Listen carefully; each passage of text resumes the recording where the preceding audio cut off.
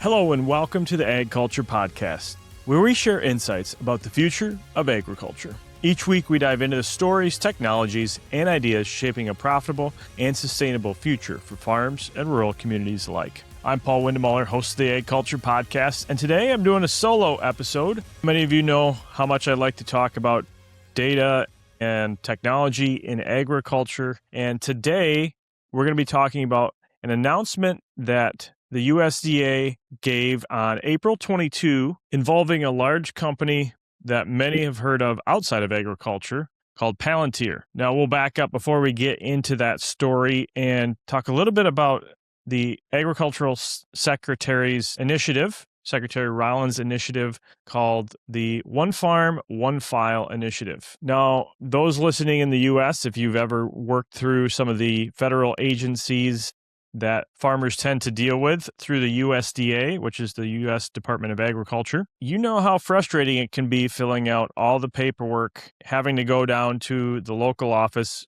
in person and sign things. And it seems like you fill out the same paper 3 or 4 different times for each one of the agencies within the USDA. Now, as part of the efficiency and modernization that the Trump administration is pushing for in many of the agencies. So the overall goal is that each one of the agencies within the USDA would be able to see a file on a specific farm, and that information would be shared across each one of those agencies. So you wouldn't have to fill out the same paperwork 3 or 4 different times as a farmer. Now, this all sounds great, and a lot of people are really excited about it, and it does create a lot of efficiencies. But like with any new initiative, with anything that involves technology, and especially people's data, with farms' data, there is always going to be some pushback. So I think it's really important to look at that and address that. And I wanted to talk a little bit about that here before we talk about the big announcement. So, of course, one of the big things that people worry about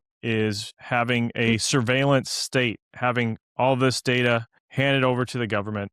And once you start sharing across different agencies, what stops the U.S. government departments from sharing it to another department, maybe from the USDA to the IRS? That's something that a lot of people are concerned about and don't really want to see. Now, with some of the weaponizations of rural America from other departments outside the USDA, this is probably not really an illegitimate concern. There's been some big lawsuits with the Department of Energy, with the IRS, with the Bureau of Land Management, as well as the Department of Environmental Quality. So I think an important question to ask, and this goes along with the announcement as well, as farmers, how do we continue to be able to govern and oversee how our data is being utilized as more and more things in agriculture are digitized, meaning it's much easier to share than just a paper and a file somewhere in a filing cabinet at your local USDA field service office. Now, if many of you have read my Nuffield paper where I talk a lot about farm data, I talk about the concept and ideas around governing that data, and I believe that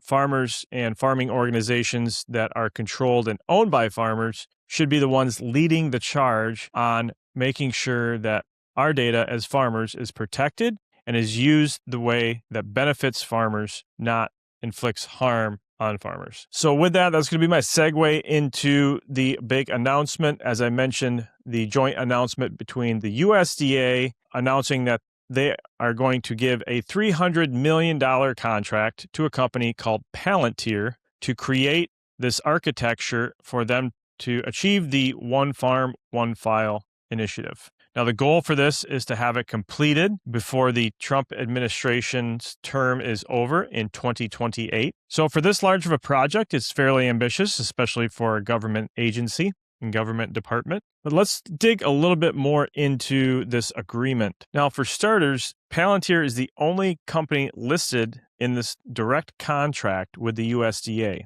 And that's because the USDA said it was the only company with the right federal approvals, data models, and system connections to meet the project's deadlines. The goal is to consolidate the data legacy systems of the USDA's Farm Service Agency, NRCS, and RMA for Risk Management Agency into one single platform powered by Palantir Foundry. Now, this marks the third really large federal contract in less than 3 months for Palantir, another one for remote sensing with the USDA, as well as a big contract of $185 billion for the Defense Department's Golden Dome missile defense program. Now, the USDA made an explicit statement saying that Palantir has no surveillance components in this work or in this project, but there have been several litigations in the past with the IRS and ICE and, again, other government agencies that have violated the Privacy Act. And another mental note to make is that in March of last year, President Trump signed an executive order to modify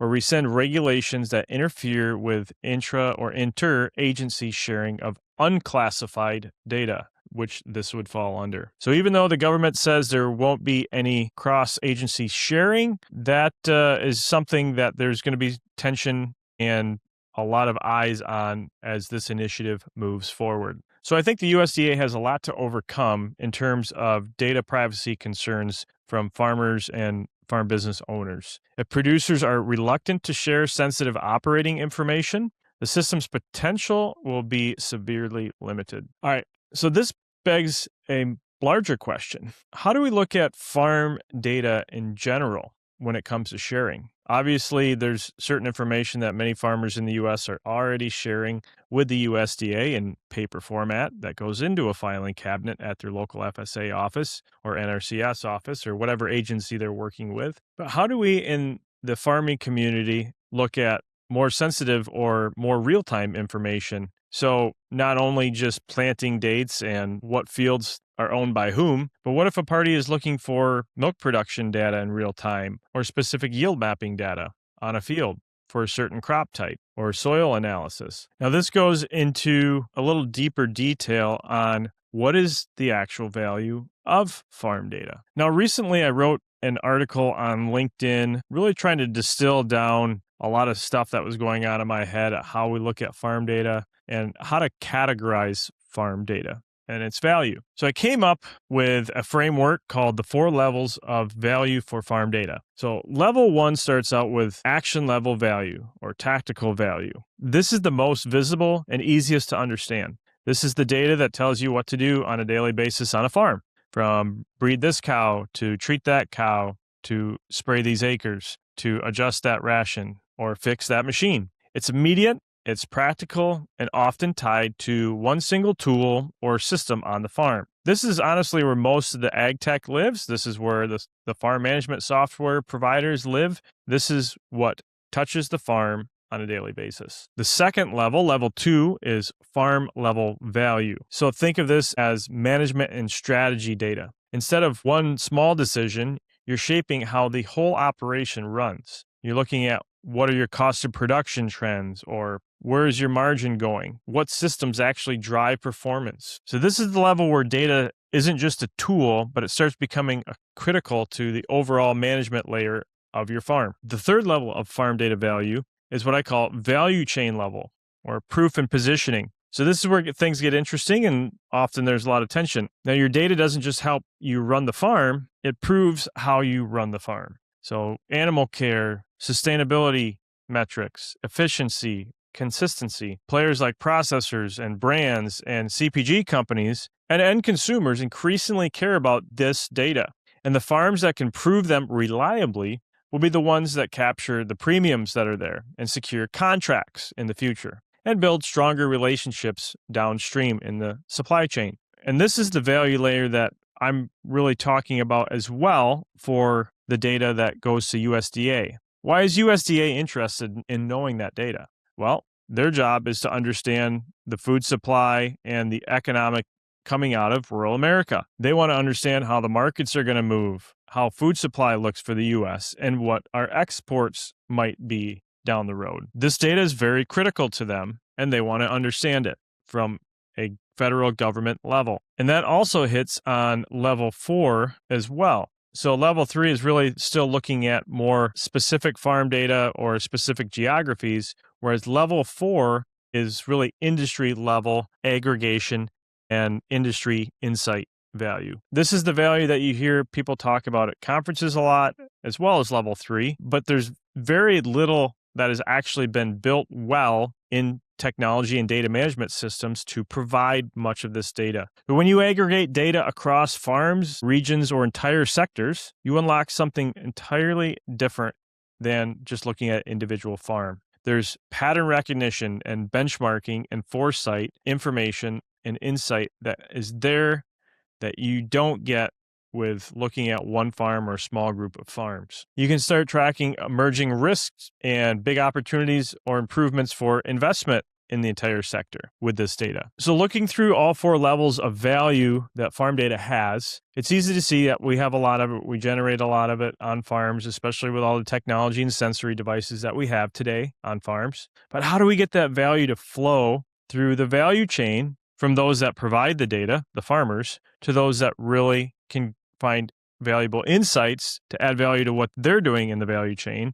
and then getting that value back to those that created that data in the first place. My personal opinion is I don't think farmers should be satisfied with just getting value at level one. But as an industry, as specific sectors in agriculture, we don't yet really have great tools or infrastructure that is needed to get the value from levels 2 and especially levels 3 and 4. This is a problem in the industry that I'm really passionate about and am working actively right now to solve. Hopefully there'll be some news on that in the near future here that I'll be releasing on the podcast later this summer. But I think it's really important for us in agriculture to understand the separation of value that is recognized through the supply chain of our products. And do I think we should have our paper files stuck in a cabinet somewhere at our local FSA office and that's as far as we should go? No, I don't.